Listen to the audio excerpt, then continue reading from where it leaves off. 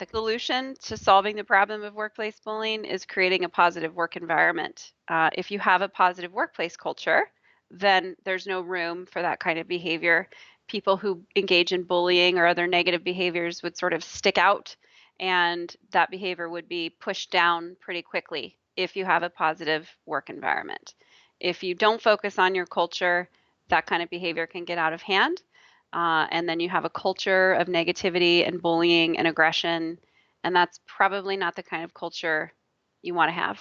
Of course, ultimately, leaders are responsible for building a positive work environment. They're the ones who get to dictate the culture and say, we expect to have this kind of a culture.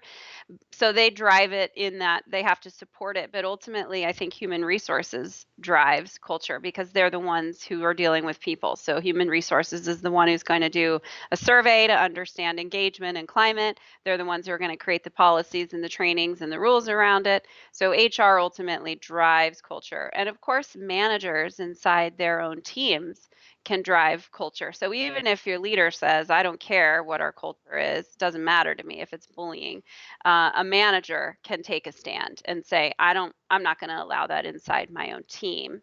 And they can step in and put a stop to any sort of aggressive behavior.